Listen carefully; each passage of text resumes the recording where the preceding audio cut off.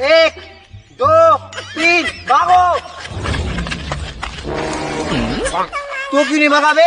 मेरा नंबर तो 4 है। भाई बीयर बेच रहे हैं महात्मा गांधी के नाम की, बताओ।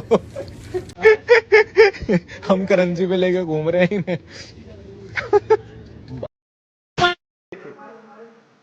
एक है तो सेफ है।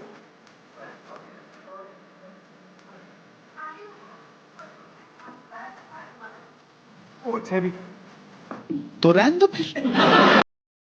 अरविंद केजरीवाल को मैं one of the sharpest mind मानता हूँ। आईआईटीएन है, तेज दिमाग हैं और वो लोग के ट्रैप में नहीं आए। इस देश की शहर की जनता ने अरविंद केजरीवाल को वोट वेलफेयर डेवलपमेंट के लिए दिया है। विवेक जी ने और एक बात कही, उन्होंने कहा शार्पेस्ट माइंड। शार्पेस्ट माइंड नहीं, श्रूडेस्ट माइंड, कनिंग माइंड। कैसे? किसको उल्लू नहीं बनाया इन्होंने, बताइए? अन्ना हजारे को धोखा दिया कि नहीं दिया? आप बताओ। सेकेंड, उसके बाद कांग्रेस पार्टी को उल्लू बनाया, उन्हीं के समर्थन से सरकार बनाई, कांग्रेस का सुपड़ा साफ हो गया, ये पूरे मुख्यमंत्री बन गए। तीसरा, जनता को बताया जो वादे किए वो पूरे नहीं किए। कहते थे आरोप लगे तो इस्तीफा दो, अपने पे आरोप लगा तो जेल में बैठे रहे। इन्होंने कहा कि हम अगर बाहर आए जेल से ईमानदार है तो जनता हमें वोट देगी, नहीं दिया। उसके बाद बेवकूफ बना रहे हैं। और अंत करूंगा, आपको भी बेवकूफ बना दिया। बुरा ना मानिएगा, आप समझदार व्यक्ति हैं। आपको एक सीट नहीं दी दिल्ली में। अगर इंडिया अलायंस घमंडिया के साथी हैं, कम से कम आपको बुला के एक सीट तो देनी चाहिए थी ना। इसमें तो कोई गलत बात नहीं है। देखिए, हमने सम्मान किया अपने साथियों का, इन्होंने एक सीट आपको नहीं दी, खाली कटोरा पकड़ा दिया। अच्छा नहीं लगा हम लोगों को।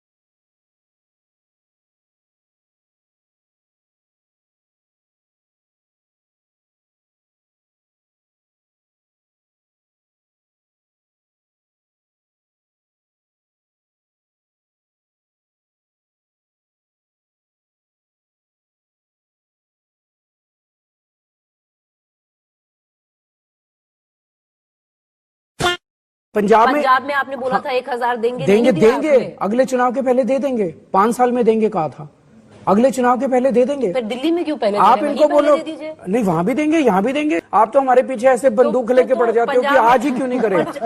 भारतीय जनता पार्टी ने ये वादे किए हैं दिल्ली के लोगों को, और मैं ये उम्मीद करती हूं कि वो फाइनेंशियल एक्सक्यूजेस ना बना के, झूठ ना बोलकर अपने इन वादों को पूरा करेंगे। खासकर दिल्ली की हर महिला को 2500 रुपए प्रति माह देने का जो उन्होंने वादा किया है, जो पहली कैबिनेट में पास होना है और 8 मार्च तक बैंक के खाते में आना है। हम ये उम्मीद करते हैं कि भारतीय जनता पार्टी अपने वादों को पूरा करे।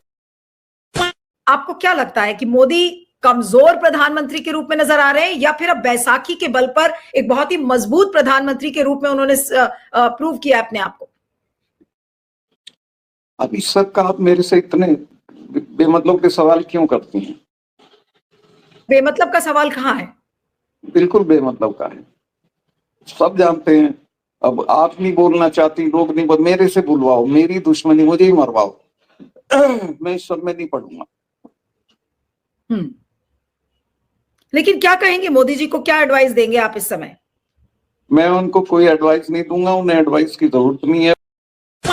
अखिलेश यादव जी के विजन पे अगर राहुल जी दोनों साथ में आए, ग्रैंड अलायंस में सारी पार्टियां साथ में आई, बीजेपी आरएसएस किसी राज्य में सरकार में नहीं आ सकती। नोट कर लीजिएगा। अखिलेश और राहुल अगर एक साथ आएंगे तो मोदी निपट जाएंगे। बिल्कुल, वो कह रहे हैं अखिलेश और राहुल अगर एक साथ आएंगे तो मोदी पॉलिटिकली निपट जाएंगे, ये दावा है उनका। एक मंच पे अगर दिखे तो ये फंसेंगे बहुत बुरा भी। अब बोलिए। अखिलेश यादव जी, फोन फेंको, फोन। माननीय जमई साहब, क्या नाम, अमित जमई साहब, अखिलेश और राहुल आए तो अखिलेश जरूर निपट जाएंगे, इसका पूरा भरोसा। 2024 में अखिलेश यादव का जलवा, और आप कह रहे हैं कि दिल्ली में क्या उनका नहीं, अखिलेश जी का जलवा बांग्लादेश में भी होगा, मैं इससे इंकार नहीं करता। अखिलेश जी का जलवा बरकरार। माननीय जमई कुंभ में सर जिस तरह से भीड़ बढ़ रही है, अरे सब कुंभ का क्या कोई मतलब है? फालतू है कुंभ, फालतू है कुंभ। यमुना को साफ किया जाए। क्योंकि यमुना को साफ करने के लिए हम पूरी तरह से प्रतिबद्ध हैं। यमुना बड़ी गंदी है। अगले 5 साल ये चुनाव छोड़ के अगले चुनाव के पहले आप सबको यमुना भी नहलवा देंगे कि अगर मैं 2025 तक यमुना साफ मत करूं, अगली बार मेरे को वोट मत देना। एक मौका और दीजिए, अगले 5 साल के अंदर इसको मैं जरूर करूंगा। दिल्ली में सरकार बदलते ही एजेंडे पर काम शुरू हो गया है। लेफ्टिनेंट गवर्नर के आदेश पर यमुना सफाई का काम शुरू किया गया है।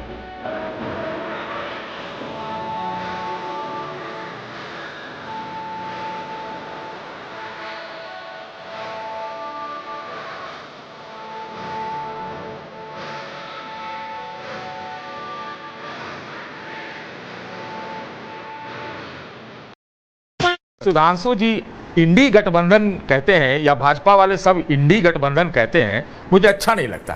अरे अगर इतना है तो INDIA बोल लो, ताकि आपके गठबंधन को भी कोई दूसरा नाम बोलने लगेंगे सब। तो ये नहीं होना चाहिए। तो ये जो मतलब ये कहाँ का ये शिष्टाचार हमको लगता है लाना चाहिए। तो देखिए सतीश जी ने अच्छा जवाब दिया। तो मैं कहना चाहूंगा जैसे उन्होंने कहा कि इंडी अलायंस ना बोले, इंडिया बोले, तो कांग्रेस वाले भी इंडियन नेशनल कांग्रेस को इंक बोलना शुरू कर दें। तो INDIA मैं तो बोल रहा हूं। हम तो बीजेपी थे, भाजपा थे, आज भी बीजेपी और भाजपा है। और NDA हम 1998 से हैं। यूपीए तो सुनिए महोदय, इंडिया तो छोड़िए, ये यूपीए 2004 में बना था। अब यूपीए का हुआ क्या है ये नहीं पता चल रहा है। उसका तर्पण हो गया है या वो मानसून ऑफर में बह गया है या अंतिम संस्कार हो गया है, ये पता नहीं लग रहा है। तो वो एक अलग विषय है। कैसी लगी? तो देखिए परिवार और परिवारवाद में वही अंतर है जो पूंजी और पूंजीवाद में। जैसे पूंजी की आवश्यकता हर व्यक्ति को है जीवन में, कोई नहीं कह सकता मुझे पैसे की जरूरत नहीं है। हर व्यक्ति को अपनी अपनी आवश्यकता अनुसार जीवन यापन के लिए पैसे की जरूरत है। तो पूंजी की सबको जरूरत है। पूंजीवाद यह है कि सारी पूंजी मेरे हाथ में होनी चाहिए।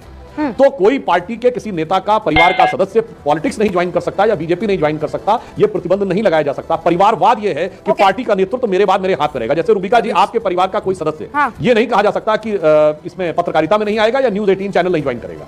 यह परिवारवाद नहीं है। परिवारवाद यह है कि आप कहेंगे जिस दिन मैं इस प्रोग्राम की एंकरिंग छोड़ूंगी, मेरे परिवार का ही कोई व्यक्ति इसका एंकर बनेगा, ये मेरी पॉलिसी है। और वो मैं उदाहरण और स्पष्ट करना चाहता हूं। रूबिका जी एक लाइन और कह दूं, रूबिका जी एक लाइन और कह दूं, तब विवेक जी जवाब दे देंगे। यहां पैनल में बैठे किसी व्यक्ति से पूछूं 2047 में भाजपा का अध्यक्ष कौन होगा, कोई नहीं बता सकता। परंतु कांग्रेस में दावे के साथ कहा जा सकता है कि नेतृत्व केवल गांधी परिवार के हाथ में रहेगा। सपा यदि पार्टी रही तो नेतृत्व अखिलेश जी के परिवार के ही हाथ में रहेगा। राजद यदि पार्टी रही 2047 तक तो नेतृत्व लालू यादव जी के हाथ में। यह है परिवार और परिवारवाद का अंतर। इसलिए इसमें स्पष्ट रूप से जानकारी होनी चाहिए। दोस्तों आज की वीडियो में आपने देखा कि केजरीवाल से जब सवाल पूछा गया कि उन्होंने पंजाब में 1000 रुपए देने का वादा किया था, लेकिन अभी तक उन्होंने 1000 रुपए दिए नहीं, तो केजरीवाल ने कहा कि अगले 5 साल में दे देंगे, चुनाव के पहले दे देंगे। उसके बाद एंकर पर ही बरस पड़े कि उनसे ही ऐसे सवाल क्यों पूछे जाते हैं। केजरीवाल हमेशा से ही ऐसे लोगों को पागल बनाते थे कि अब की बार यमुना को जरूर साफ कर देंगे, अगले 5 साल में यमुना को साफ कर देंगे। लेकिन यमुना को तो साफ नहीं हुई, दिल्ली से खुद ही साफ हो गई।